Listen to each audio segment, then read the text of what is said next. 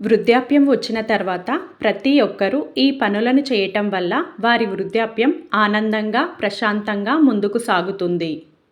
మీ అవసరాలకు తగ్గట్టుగా డబ్బులు ఉంచుకోండి. మిమ్మల్ని వృద్ధాప్యంలో రక్షించేది ఈ డబ్బు మాత్రమే. ఈ జనరేషన్‌లో తల్లిదండ్రులను చూసుకోవడానికి పిల్లలకు సమయం కూడా కేటాయించలేకపోతున్నారు. ఎవరిపైనా ఎక్కువ ఆశలు పెట్టుకోవద్దు.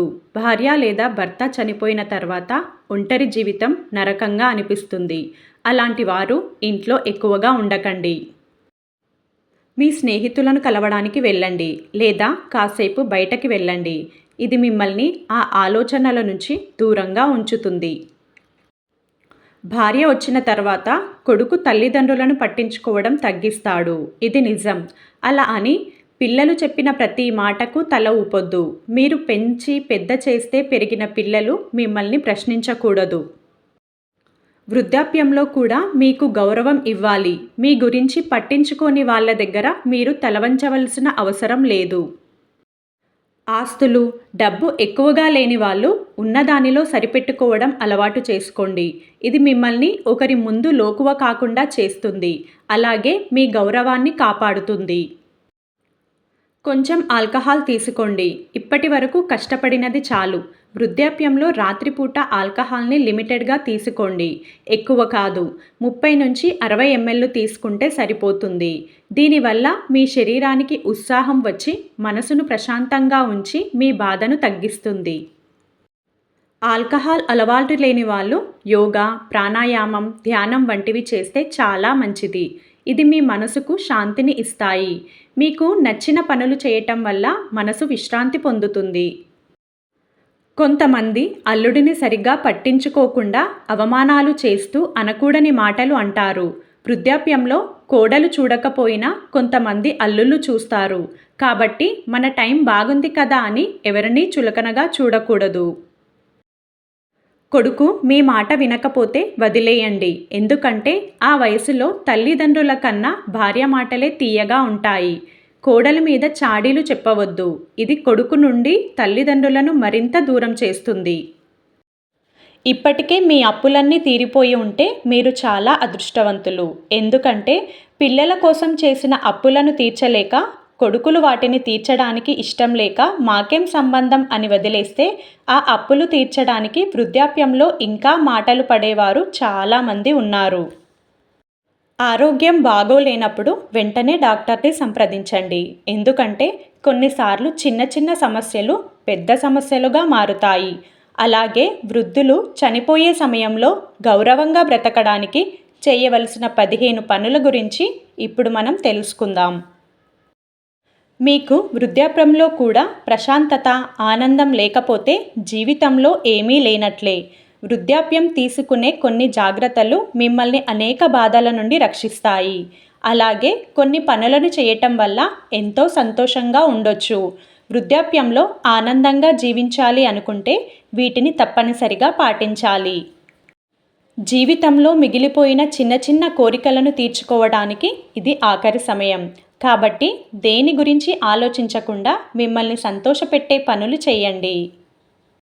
వృద్ధాప్యం వచ్చేసరికి ప్రతి ఒక్కరూ ఒక ఇంటిని ఖచ్చితంగా కట్టుకోవాలి. అది చిన్న ఇల్లు అయినా సరే సొంతంగా ఒక ఇల్లు ఉండాలి. ఎందుకంటే వృద్ధాప్యంలో చనిపోయేటప్పుడు అనాథలాగా, దిక్కులేని వాడిలాగా చనిపోకూడదు. సంవత్సరానికి 2 సార్లు మీ భాగస్వామితో కలిసి ట్రిప్కి వెళ్ళండి. ఇది మీకు ఆనందాన్ని ఇస్తుంది. లేదా ప్రశాంతత కొరకు గుడికి వెళ్ళండి. ఎందుకంటే ఒత్తిడి గల జీవితం వల్ల వృద్ధాప్యంలో ముందుగానే చనిపోతున్నారు కాబట్టి ప్రశాంతంగా, ఆనందంగా ఉండండి. ఉద్యోగం అయిపోయిన తర్వాత మీకు నెలకు కొంత డబ్బు పడేటట్లు చూసుకోండి. ఎందుకంటే మీ జీవితం ఇక్కడి నుండి మరొకలా మొదలవుతుంది. మీరు తినడానికి ప్రయత్నించండి. పిల్లల్ని అడిగి లేవు అని అనిపించుకోవద్దు. జీవితంలో ఎవరూ దేనిని శాశ్వతంగా అనుభవించలేరు. తమ ఆస్తులను చనిపోయిన తర్వాత తమ వెంట తీసుకువెళ్ళలేరు. కాబట్టి ఆస్తులపై వ్యామోహం ఉంటే దాన్ని పూర్తిగా వదిలేయండి. లేదంటే చావు ప్రశాంతంగా కాకుండా నరకంగా మారుతుంది. డబ్బులు భార్యకు ఇచ్చి తిరిగి అడుక్కునే కొడుకు జీవితంలో జోక్యం చేసుకోకండి. ఎందుకంటే అతను ఇప్పటికే భార్య కింద కుక్కలా ఉండడానికి ఇష్టపడుతున్నాడు. అలాంటి వాడు తల్లిదండ్రులు ఎంత చెప్పినా వారి మాట వినడు. ఇలాంటి కొడుకు వద్దకు వెళ్ళి మీరు డబ్బు అడిగితే వారు మీకు ఇచ్చేది గౌరవం కాదు, భిక్షం మాత్రమే. ఇది గుర్తుపెట్టుకోండి. పిల్లలపై ఎంత కోపం ఉన్నా నలుగురిలో వారిని నువ్వు చులకన చేయవద్దు. ఇది మీ పెంపకానికి ఒక మచ్చలాగా ఉంటుంది. మనసుకు ప్రశాంతతను ఇచ్చే పాటలు వినండి. ఇంటి లోపల బయట చెట్లను పెంచండి. స్వచ్ఛమైన గాలి మీ ఆరోగ్యానికి చాలా మంచిది. భార్య లేదా భర్త వారు అయితే వారిని ప్రశాంతంగా ఉంచడానికి మంచి మాటలు చెప్పండి. వృద్ధాప్యంలో ఈ మాటల వల్లే గొడవలు వస్తాయి. నీ బ్యాంకు బ్యాలెన్స్ మరియు ఆస్తులను మీ వద్ద ఉంచుకోండి. ఇవే మిమ్మల్ని చనిపోయే వరకు కాపాడుతాయి. ఇవ్వాలి అనుకుంటే మిమ్మల్ని ప్రేమగా చూసేవారికి కొంత ఇవ్వండి. ఇప్పటి కాలంలో ఉన్న కొడుకు, కూతురు వృద్ధాప్యంలో ఉన్న తల్లిదండ్రులను చూడరు. ఎందుకంటే కాలం చాలా మారింది. అనుబంధాలకు, ప్రేమలకు ఇక్కడ చోటు లేదు. డబ్బుకు మాత్రమే విలువ ఉంది. మిమ్మల్ని మీరు ఎవరితోనూ పోల్చుకోకండి, లేదా ఎవరి నుండి ఎటువంటి ఆశలు పెట్టుకోవద్దు. ఇతరులు బాగానే ఉంటున్నారు కానీ నా కొడుకు, కూతురు నన్ను చూడడం లేదు అని బాధపడకండి. ఎందుకంటే ఎవరి ఇంట్లో సమస్యలు వారికే తెలుస్తాయి. బయటకు అంతా బంగారంలాగే ఉంటుంది. పిల్లలు తప్పుడు మార్గంలో నడవనప్పుడు వారి సొంత మార్గంలో వారి జీవితాన్ని గడపనివ్వండి. ఇది వారికి సమాజంలో ఎలా బ్రతకాలో నేర్పిస్తుంది. టాలెంట్ ఉన్న వారి చేతులు కట్టేయకండి. వారి చేతులు స్వేచ్ఛగా వదిలేయండి. బంధువుల వద్ద, బిడ్డల వద్ద మా దగ్గర డబ్బులు లేవు అని పదే పదే అనకండి. ఆరోగ్యం బాగాలేదు ఇలా అనేకసార్లు అంటే వారు మీపై చిరాకు తెచ్చుకుంటారు. మీరు నిజం చెప్పినా ఎవ్వరూ నమ్మరు. కాబట్టి ఇటువంటి మాటలను ఎవరి వద్ద అనవద్దు. ఎవరితోనూ గొడవలు పెట్టుకోవద్దు. ఇరుగు పొరుగు వారు చెప్పే మాటలు విని ఆవేశపడి మీ సొంత వారిపై గొడవలు పెట్టుకోవద్దు. ఎందుకంటే బయటవారు గొడవలు పెట్టడానికి అలాగే చెబుతారు. బయట వ్యక్తులు మాటలు వినండి, కానీ మీ సొంత ఆలోచనల ఆధారంగా మాత్రమే నిర్ణయాలు తీసుకోండి. మీ ఆరోగ్యాన్ని మీరే చూసుకోండి. వైద్య పరీక్షలకు కాకుండా మీ దగ్గర ఉన్న డబ్బుకు తగినట్లుగా మంచి పోషకాహారం తినండి. మరియు వీలైనంత వరకు మీ పనిని మీరే చేసుకోండి. చిన్న చిన్న సమస్యలను పట్టించుకోకండి. వయసు పెరిగే కొద్దీ చిన్న చిన్న సమస్యలు వస్తూనే ఉంటాయి.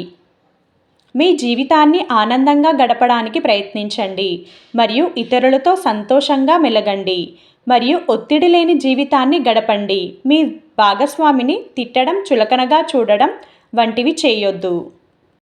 వృద్ధాప్యంలో భార్యకు భర్త, భర్తకు భార్య తోడు లేకపోతే జీవితం ఎలా ఉంటుందో వారు ఉన్నప్పుడు తెలియదు. అలాగే మీ పేదరికం ఎవరికీ చెప్పకండి. ఒకవేళ చెబితే మీ పేదరికం చూసి మిమ్మల్ని దురదృష్టవంతులుగా పరిగణిస్తారు. మీరు ఎప్పుడైనా వారి సహాయం కోరుతారేమో అని మిమ్మల్ని దూరంగా పెడతారు.